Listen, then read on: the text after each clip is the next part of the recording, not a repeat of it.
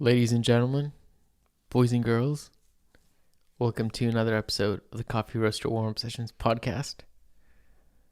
Today we're just going to talk about a handful of good things. Like always, let's pour some drip coffee, pour some batch brew. Let's get into this. I will say, actually, as we sip on some coffee, I want to just there's a couple of reviews that I want to read. Mirror Coffee, like roasters, like Google reviews, or like Google reviews. No, like the podcast reviews. Podcast reviews. Got it. There's a couple new ones on there, so shout out to all of you who have just been leaving a couple of reviews here and there. I really appreciate it. How do I see y'all? Oh, there it is. See y'all. Look at this. Is Spotify or Apple? This is Apple. Spotify has a weird review. You can only just leave stars. Oh. Oh, gross. My mustache is in the way. All right. So friends, if you've been listening to this podcast for just, if you're like 5 episodes deep, maybe 10 episodes deep with us, thank you so much for joining us. But go ahead and leave a review on Apple Podcast, on Spotify. I don't know why we're starting this episode this way. This is bad. But here it is. We have Dr. Proctor. Yes. I'm an avid home coffee roaster and find this podcast to hit the right notes. Ooh, that's very powerful. Little pun. Extremely informative without being snooty or elitist, yet not dumbed down. I really appreciate that. These guys know that anyone can learn to become a skilled roaster, no matter the demographic. Their discussions are relatable, funny, thoughtful, socially aware, honest, and helpful. Excellent work. Unreal. Man, too good to be true. I know. And then another one from Connor, fun and informational. So just discovered these guys and found out they're local to my area.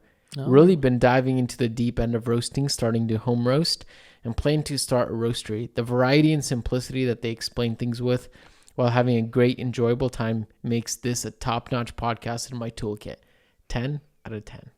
Is that 2 roasters now that left a review? I guess so. A couple home roasters. Shout out to all the home roasters listening to the pod. It's a very niche crowd. Yeah, it's a very niche crowd.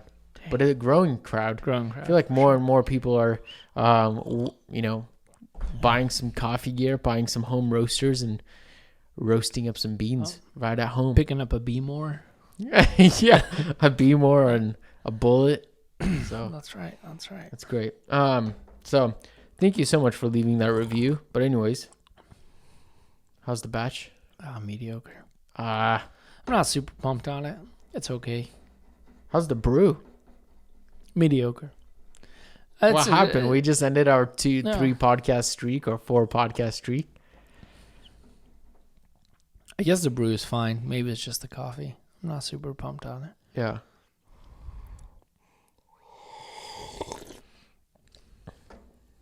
It tastes like a Tanzanian. I haven't had enough Tanzanian coffee to be able to say that. I've had the one from Manhattan and I've had the one that you roasted. Just a fun little one. Right. We need to bring that back. Did you get a sample of that last time you roasted? You did. No. Did I? I think you did. You put it in one of those gray tins, but I think you might have left it at the roastery. I did, yeah. If I did, because I don't have any at home, so. Yeah. Need to give that a taste, give that a brew. Totally. I don't think it's that bad, actually. I think it's pretty decent. It's okay. Mediocre. I wouldn't say it's mediocre. I think it's a step above mediocre, but it's not exceptional. It's not bonkers. I think it has very nice, pleasant sweetness. I think it has pleasant acidity. I think it's actually very pleasant. It's very solid. It's a wash coffee. Mm-hmm. I think it's just pleasant. It's nothing remarkable. It's nothing wild, I would say. Do you think we can share what this is? I'm fine with that. I mean, I didn't give him a hot review, but Cool. All right. So that may not be a good idea. No, it's fine. Okay. Awesome. This is actually. So we went to Vancouver the other weekend, and we had just a really great experience at Nemesis, by the way. Nemesis just blew it out of the park in Vancouver. But this wasn't a Nemesis coffee, even though the Nemesis coffees were spectacular. Very tasty. But this was a bag that I picked up at There. And I picked up a bag of Luna coffee roasters, and Luna is, they're truly exceptional. They know what they're doing, and they're underrated. And so I guess to me, like, sometimes I forget they exist, and I don't know why. And then when I remember them, I'm like, oh, cool. They're actually, I should recommend them more often or think about them. Yeah. They're just really solid. I mean, they are a Canadian roaster. Yeah. So we live in the United States. Right. There's you don't really have access to it very easily. Shipping costs an arm and a leg across. So, but whenever I'm up there, I do snag, a bag of a Canadian roaster. Yep. Luna's always a go-to for me. My past experiences with them have been really solid, actually. They're really great. This is their Columbia Nariño wash process coffee. Okay. Which is solid. They say there's elderberry, mango, and like pastry like. It's not like insanely vibrant. It's all there, so maybe it's not the best brew, but it's sweet. Yeah. I mean, there's something to say for really solid coffees. Yeah. I mean, we might have not have covered this on the podcast, but sometimes you don't want to be drinking a punchy natural every single morning. For sure. There's a time and place for sure. For a little bit of everything. So yeah, that's that.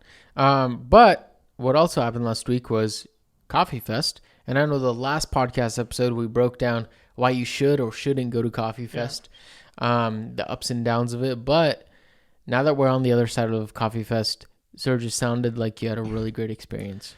I did. Did you win anything? Did you win any gold stars, trophies? No. I mean, I won 1 star, meaning I moved on to another round. Heck yeah. That's powerful. No, first off, apologies and corrections. On the last episode, I said a few things that I was like, wait, I listened to the podcast too. Like, I should leave some reviews because I'm a listener too. But no, I did say that Sam Neely, they got 3rd place. They actually didn't. They got 6th. So that was a. I knew I had to go and double check my facts there. So that was a mistake. But it was that same year that we were talking about. That was my first coffee event. That was the expo. So that, and then there's interesting history behind Coffee Fest. Again, folks, you listening? Correct me. I'm willing to take corrections. But I've been like fact checking myself as well. So, like I said, Chris, if he's listening, he can definitely give me a correction like he's done before. Yeah. That Coffee Fest just hit 30 years. And actually, like I said, from what I remember, Coffee Fest started in Seattle. But Coffee Fest PNW is a new thing. And I was at the first Coffee Fest PNW, from my understanding. And it was very small. Are they still doing that PNW thing? Yeah, because the one that I just went to was Coffee Fest PNW Seattle. Okay. Next year it's Coffee Fest PNW Portland. Okay. Or it kind of rotates. It's in a general like area. So I think that's one thing. I don't think anywhere else it's just like Coffee Fest New York, Coffee Fest Atlanta. Right. There's Coffee Fest Louisville now. So there's a lot. They're branching out. They're doing a lot of events. Yeah. But yeah, so those are the 2 things I remember that I was like, oh, I don't think I said that. And with that also, I did make one mistake. I said that Coffee Fest starts on Friday when reality started on Thursday. So here's the thing. I'm sitting out, I go into work. No. I'm doing some admin work at Narrative, like a good manager does. Like should, right? Making those tags for the tasty coffees. Right. And I get a phone call from my buddy, other coworker, Alex. And he's like, oh, hey, buddy, when are you coming down? And I'm like, I'll probably be there around 4 o'clock. And he's like, you go on at 2. And I was like, wait, like today, like at Coffee Fest? Wow. He's like, yeah, the competition starts today. because the actual Coffee Fest, the trade floor, started on Friday. It was Friday and Saturday, but comp was Thursday, Friday, and Saturday. And I thought it was Friday, Saturday, Sunday. Wow. So I kind of didn't realize that the model of Coffee Fest PNW is 2 days. So I run, go home, get ready, realize I don't have a car. I go and rent a car. What? Yeah, I show up. I don't even think I told you this story. No. I show up to the rental place and they couldn't get my car ready in an hour. They were like, you need to wait an hour. I'm like, no, I need to be in Seattle in 2. So I call. Oh my God. I call mom, ask for a car. What? She's like, yeah, you can pick it up. And I'm like, well, how do I get from Enterprise to there? I'm like, shoot, I need a ride. I'm about to get an Uber. It'd be like $20, $30 Uber and then a rental car. And Deja calls me and is like, hey, I actually can come and pick you up and let you have the car. And I'll ask Summer, a friend of ours, to pick up Rain with me. So all of that happened in the scope of like an hour. I got there on time. I got there as man. Chris DiFurio is going over the rules and regulations for the competition. Wow. Insane. And ended up moving on round 1, went to day 2, and lost in day 2 to the one and only Ed, Milky Finesse. Wow. That is stressful. I can't. Wow. Such a day. Oh, what a way to kick things off. It's fun. But I think a few highlights was, again, like we said in the last episode, was the community. I've never felt this way at a coffee fest or a coffee event. Wow. There was this sense of competition, but with a lot of honor and like the pride around the craft. It wasn't necessarily like competitive in the sense like competition can tear people down. This was a competition that like built people up, and I absolutely loved that. It was just a very good experience. Congratulations to Maddie Bolchi for getting first. Mm-hmm. Mason, good old Mason, got second. Super stoked on his pours, just excellent. And Lane Tanaka got third, which Lane was in my bracket, so it was pretty dope to see him get third as well. Yeah, with that said, it was just like, man, Maddie went through beating basically all of our friends. He beat Alex, I believe he beat Nate. Just went through the ringer of like going up against friends. And I think there's something about competing. Alex's and Maddie's round was intense because their pours are very similar style.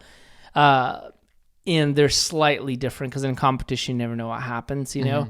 And Alex just had a few presentation marks that cost him a win. But it was so close. And it's also bittersweet to know like these are two like very close friends. Mm-hmm. One has to win, right? So it's like, and there's that energy of like, you're so excited, so much joy, and then so much sadness for like one person. And like, I don't know if Maddie was happier that he won or sadder that he had to beat his friends to win. So great competition. Judging was some of the best I've seen in comp. Like judging was right on. I think I saw about 6 Rosies win a round or more probably. Mm-hmm. It was excellent. Like that was a different thing. I mean, just great, just overall great. Outside of comp, I didn't really walk the floor much. Of course, went over to Topo Chico booth to get a free topo. You got to do that. They have nice booths. And then I'm standing there chatting with folks about comp, and good old Ryan from Mercanta, right? Yeah. Or Mercanta, yeah. Runs up and just greets me. We chat a little and meet each other. We've never met in person, so that was neat. Nice. That was really cool. So I met a few folks who are like fans of the pod, regular listeners. That was cool. Shout out to all the fans of the pod. Let's go. Yeah. You guys like number 1 fan, Mason Marth. Woo! That's excellent. That's powerful. What would you think, like, for example, like I couldn't make it. What's either number 1, the biggest thing I missed out on, or number 2, your utmost favorite thing about it? Again, I say the same thing over and over again. It's just the people. Just hanging out with these legends, especially for me, because competition is so important, but it's the craft. It's like not For me, competition is not like, man, I can't wait to destroy people because I'm so But good. you can't wait though. But I like to win, of course. Yeah, Competition like is, I do like to yeah. win. But there's this element of competition that there's so much camaraderie. There's so much friendship in it. And that makes me happy. Like the fact that like my friends get to compete and someone has to lose, but then someone has to win. Yeah. Like, and to do that in a group fashion rather than just be by yourself and show up, it's much different. So I'm just super thankful for all of the friends. Like, that's unreal. And to do this with them regularly at Coffee Fest, I can't wait to be in New York. Like, that's unreal. That's obviously my favorite part. Like, I don't do that well, you know? Yeah. Top 60 in New York, but top 32 in Seattle. So, yeah. So that was definitely my favorite. That, yeah, I would say you would like that. You would like that a lot, hanging out with all these people and then seeing the craft executed. So, nice. And then all the throwdowns that happened around Coffee Fest. There's so many throwdowns. There's one at Vita. There's one, the narrative one. I got fourth at the narrative one. So close to hitting that podium. So close. You got fourth? Fourth. Oh, yeah. I didn't even know that. So close. That one was super fun. And then I actually went up against Corey Silversmith in round one. Oh, heck yeah. Dude, it was wild. That was so excellent. like, it was wild. Yeah. So that was super fun. That was a great throwdown, great people. But yeah. Again, like Javi, you know, I talked to Javi for a long time from Espresso State of Mind. And he's like, where's Mark? You know, so Mason was like, where's Mark? Yeah. That's excellent. Fun. Wow. Well, that's exciting. That just leaves me feeling like, I don't know. Leaves me feeling like nostalgic borderline, even though I'm like, I don't even know what I'm nostalgic for because I've never been to one of these before. But it's that, but I get it. It's that same feeling of, I mean, anything, you know, if anyone has been in any competitive sport or competitive thing where you're just, you know, you're working towards your craft and whether you're building your body to crush in a sport or your mind, whether, you know, maybe you're in a chess tournament or, you know, like, or you're taking some kind of exam. I think that those same feelings are still very present there. That especially when you're doing it in a community with other people who are passionate about the same thing. It's like, that's, I guess maybe that's what's triggering inside of me, the nostalgic part of it. So, wow. It's great. That's excellent. When's the next time this is happening? I believe the next one is New York. Or the next Coffee Fest PNW is going to be in Portland next year. Okay. So at each location, they're doing like an annual thing, I'm assuming. Yeah. Excellent. So, and it's growing. Coffee Fest is definitely growing. It's been around for 30 years, but it's still pumping out new locations. Yeah. Powerful. Well, I guess we'll just wait until next time. Yeah. Speaking of which, I was so bummed that I was going to compete in the AeroPress Championships. But I was so bummed because they didn't even, like, I felt like I missed the news of when and where. And then I realized it was happening in like 4 days. And I'm like, well, I can't do it now. Yeah. So anyways, that all being said, also I don't want to go, you know, this kind of like just a recap, but I don't want to miss a podcast without talking about some major events that happened this week. that were a little let's just say controversial, or maybe not. Maybe they weren't controversial, but there were lots of mixed feelings on the socials, the media. There are a couple new product drops, so such as Fellow's new Stagg Kettle, the EKG Pro and the Studio Edition, which I will give it to them. They the name sounds legit. The name sounds cool. Something I would want to have. I don't know. The word studio makes me think of like college. That's not what it makes me feel. Okay, cool. Like cool, good. It makes me feel like an art studio. Oh yeah, that's cool. Where I'm like, that's cool. I'm like, okay. Yeah, this is for. I guess I'm biased because that makes sense. I'm in this world, but anyways, and then they dropped a new product, which we'll do a little recap here at the end. Some thoughts, and then also melodrip. They dropped a new brewer. Did you see that by any chance? Scott Rayo Kickstarter. No. Melodrip dropped another. Scott Rayo actually. Oh, that's also another one. The XBloom. The XBloom, yeah, XBloom. the pod. Yeah, brewer. the pod. Yeah. So actually, that's also something we should talk about. But anyways, The barista hustle brush. oh, that too. Yeah, there's a lot of good, Yeah. but that hasn't dropped yet, so No, that's coming. yeah. But the column is just a brewer by Melodrip. You know the thing. They actually dropped like a brewer, which the brewer is kind of interesting. We'll start with that, I guess. The brewer is kind of interesting because it has like a cylindrical part of it, like a tricklet, but then at the bottom it's like a mini V60 with no ribs. And so the point, like from what I saw in the advertising, was the big point is that, hey, the filters are way smaller because it's just the smaller part, the cone at the bottom. Yeah. The filters are smaller, so we're saving paper on filters. And they were also pushing this thing about how it's going to make an excellent cup of coffee, which every brewer says that. Yeah, sure. But then also they were talking about how it was so about that no bypass concept, which, depending on who you are, you can argue that bypass isn't horrible, isn't bad, but it may also not be good. But I don't know. I wish you saw it because then you would have had some thoughts, but you haven't seen it. I think my skepticism hits off right away. If it's a cone-shaped brewer, I think the challenge is going to be how fine can you grind in a cone-shaped brewer, because if those fines migrate and they clog the bottom of the cone, you're going to have a hard time brewing. So that's the challenge in itself, I think. That's why I like the Tricolate, because you can go fine and have a very low dose, which we'll talk about the Tricolate in a video sometime soon. So that's the thing about the Tricolate. You can brew like a 1:20 ratio and it doesn't taste weak. Yeah. Because you're grinding so fine, right?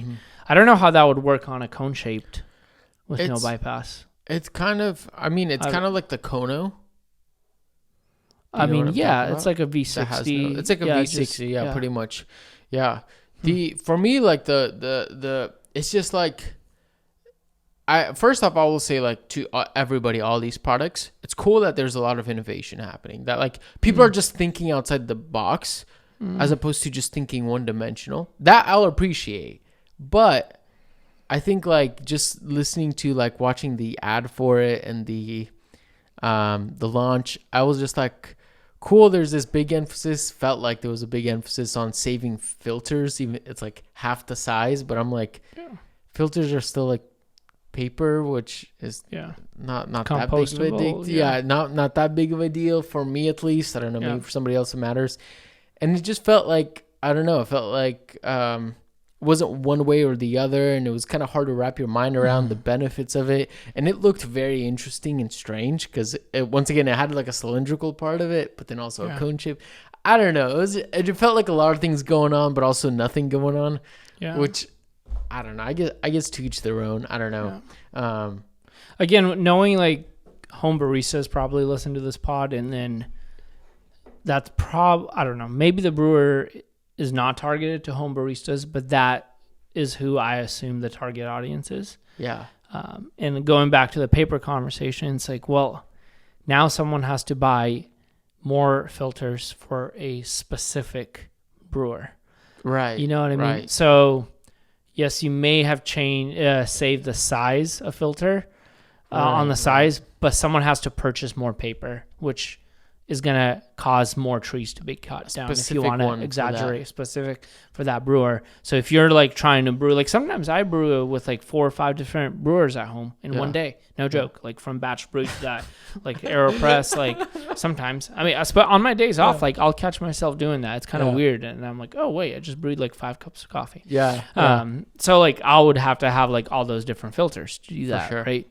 I would love to see like brewers kind of share filters, or to have a company that executes very well on filters, and brewers are able to use that. That's one thing. And then I think it's a stretch to call it innovation in all these products. I'm not excited because they're not solving a new problem, because they're Yeah. The problem is like a tasty cup of coffee. So like, how tasty do you want to get, kind of thing? You know what I mean? There's not much problem solving going on. Right. You know what I mean? Yeah. So is it innovation? Is just more product. So I'm challenged by that idea. Like, for sure, it's cool. I'm not trying to be pessimistic here. Yeah. Like, you know, you got to do what you got to do. But at the end of the day, I'm like, I have a hard time saying, oh, that's innovative. Yeah, fair enough. Speaking of innovative, we have the new EKG Stagg that claimed like that it's really setting a new standard. And you know, so a couple of pros and cons, and for me personally, and I mean, you can share a little bit of what your thoughts. This is also us not using the kettle. Yes. This is also, we've just heard, I've watched a handful of videos, reviews, all this stuff. So take it with a grain of salt. And at the end of the day, like, if this is like up your alley, then it's up your alley. Like, this is all very preferential based.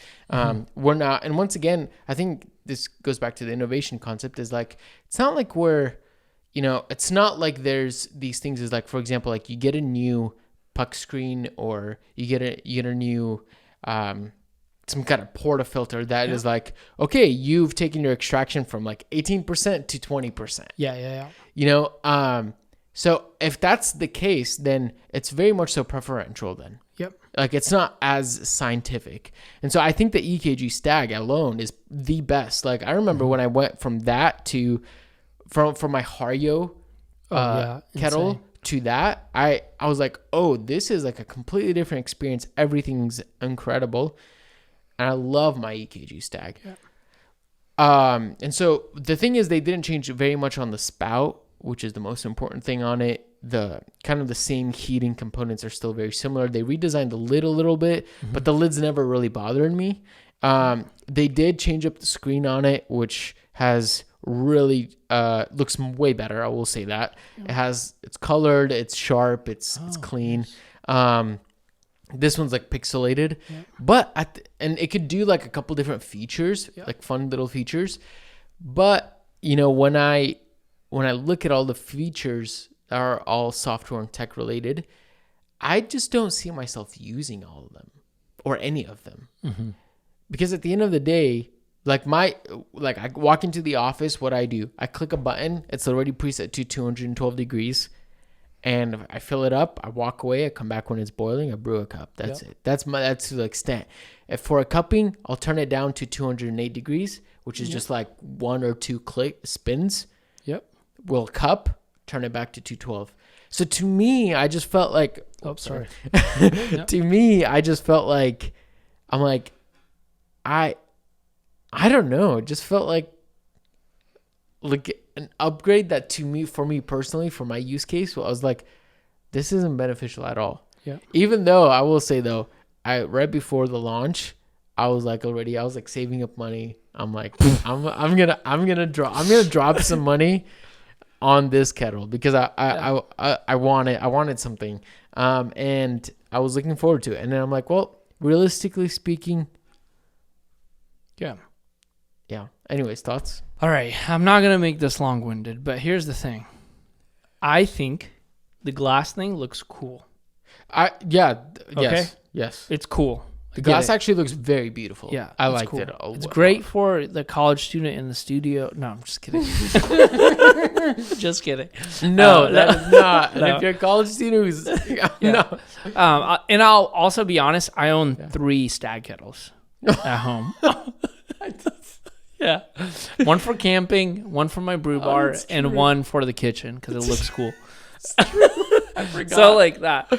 We love them. I love them. Yeah, I'm not harping on like Fellow because I don't like them. I love them. I own way too many Fellow products. You know, I could start a program with them. There's way too many. Anyway, and I think the other thing is we've always talked about like accessibility, and coffee companies talk about accessibility. And one of the tough things is kettles being expensive. It's what, $200? $230 and $250. Yeah. So my question is like, if you own an EKG or EKG Plus, like, are you gonna buy another $200 kettle? Are you gonna sell the old one? Like, what are you gonna? And if you don't own one, like, who's gonna buy it? So that's the things like, so that part of it, I don't think like we were talking about innovation. I don't think there's enough changes for me to be motivated. I mean, if they could have made the biggest change in a kettle that its primary thing is to boil water, I would say remove Wormy and add Pac-Man. It's a colored screen. Like, why did it? Oh, dude. Yeah. Okay. Wow. So, and that's where my headspace is like, I think one of my dreams in kind of like motivations for competition is to make competition about a little more about like accessibility. Like we talk about sustainability a lot. So if I was to do Brewers Cup, I would like, I don't know if this is possible, I haven't tried it, but I would want to see like, could I actually brew a good cup of coffee, competition level cup of coffee, without using a gooseneck kettle? Why? Because then we can grab any kettle. Mm-hmm. The whole idea of these like $200-$300 kettles can actually like not be as important as we talk about them. Therefore, creating more accessibility to folks brewing. Yeah, that's fair. So that's kind of just a thought. That's a thought. Yeah, I don't think that's a bad thing. Like if I also honor the craft, the brand, I honor the aesthetics, I honor the art, the design that took place. Like that's all to me. It's like an artistic masterpiece. I agree. And if it's expensive, and you own 3, I own 1. I want another one. Yeah, who knows why? But I want to honor that and say like, man, that's it's beautiful. It's truly beautiful. You know. But you know, on the other hand, it's just not enough. You know, more. And if there was something that would help me actually brew better coffee, I'd probably actually buy it. Yeah. You know, and at the end of the day, also, if you do get the best one, like that's great. Like if that's what you want, if that's what you love, that's excellent. And it's actually a luxury, like in reality, like, and that's not a bad thing also. Like totally. It's really not a bad thing, but yeah, that's just our thoughts. Like I don't hate it, but I also don't love it, and I'm very neutral to it. I'm like, cool, I love mine. I'm probably going to keep mine. So here's the cheesy thing. I would like to see Jonathan Gagne design a kettle. Oh, yeah. Like, I would want to see whatever, like, built-in TDS meter in a kettle. Okay, like, you know what I mean? Like, okay, or that's something powerful, like that, because we already measure those things. Those things are important. So a reading with a log, like, I don't know, because the Fellow Kettle has like a software update space. Like if I had a log of like all the TDS of all the water you brewed, or I know TDS is not, now folks, don't clown on me. I know that TDS readings are not precise and they don't give you all the info, but something along those lines. Yeah, something in that direction. Like that gives me understanding of water. Yeah, it's a water tool. Therefore, I want more understanding about the water. Yeah. That would actually be very intriguing. Yeah. That would cost an arm and a leg, but I'd buy it probably. Yeah. I'd probably buy it for $250. Yeah. Yeah. The XBloom, any thoughts on it? I'm excited. Yeah, I'm stoked. Yeah, just go for it. There's some stuff I need to say about it, but I think again, I like playing with the idea of capsules. That could actually like help roasting companies to sell more coffee. Which means more green coffee can be bought. I think there's potential there. Like I wasn't a big fan of instant. So this is like that crossover between buying a bag and like Cometier and all like, you know, that trend. I think that kind of aligns with that, which gets me excited. Yes. And if it produces a good cup, I think there's potential. Now I went on the Kickstarter to sign up, and I think the Kickstarter is like $360. I want to buy it actually. It's expensive again, but like, who's gonna buy it? Like, no, listen, I would buy it. I'm on the verge of clicking the back. I don't know. Here's the thing. I will say this. $500 or something. It will be, but here's the thing. Here's what I really love about it is that it's kind of going off what you're saying. Is that first off, it creates a very seamless experience at home, especially for people whether you know coffee really well. Because you can adjust there's programmability in the app, or you don't know coffee at all. Actually, the end result, I mean, if Scott's on this thing, I have very high hopes, but the end result is going to be tasty. And the biggest issue I think that we have right now in specialty coffee is that in reality, you can't brew a tasty cup of coffee unless you're an absolute enthusiast who spends time, has a refractometer, has the newest kettle, has the newest grinder. Yeah. And the fact that somebody who doesn't know any of that, but just knows, who walks into Narrative, who enjoys a good cup of coffee, can just take a capsule of a good coffee, put it in the grinder, click a button, and it both grinds for you, but then also brews a tasty cup for you. To me, that's remarkable. Here's a thought. That's really remarkable. It takes out the pain points 100%, in experiencing a phenomenal cup of coffee at home. Yep. And nobody has been able to do that really seamlessly and automated wise. Right. So here's my thought on that. What if they created a capsule? You know how there's a lid on every capsule, right? Yeah. On that lid was a QR code. When you insert the capsule, there's a laser thing that scans the QR code and uploads a recipe that was downloaded by the roasting company. I wouldn't be surprised if that's already a thing. So that would be pretty seamless because there would be a preset recipe, whatever. And then if there is in the tank, there's a TDS reader, it would automatically adjust to the TDS of the water. It would, you know what I mean? That would be seamless because you wouldn't even have to dial in at that point. I honestly, I think I have very high hopes for it and I freaking love it. The only difficult thing is that you have to provide the coffee in the capsule. Yeah. So for example, if we're not part of that program, then we can't. Yeah. But I think they mentioned something about they're working on how can you have a capsule that you can fill in with your own beans? They're kind of working through that, which would be great. But just the way it is right now, I'm very impressed. And I think this is innovation. This is going in the right direction. And I think this might help the home experience a lot. And I will say it also kind of looks beautiful for a batch brewer. It looks cool. Yeah. You're getting a batch brewer and a grinder together. Yeah. I mean, that makes sense. I didn't realize the grinder part. So that makes sense why it would be $500. It'd have to be good. I mean, if you buy, our favorite batch brew setup, an ode and a ratio. Oh, yeah. It's way more than 500. Yeah, for sure. Alrighty, folks. Well, this has been a little bit of an extended podcast episode. There it is, some hot takes on some new gear, but some gear that we're also excited about. Thank you so much for tuning into this episode of the Coffee Roaster Warm-Up Sessions podcast. I don't think I have I have a little bit more to say, but I think we're out of time. So thank you so much for listening. And remember, folks, always remember one last thing. Reflect what's good.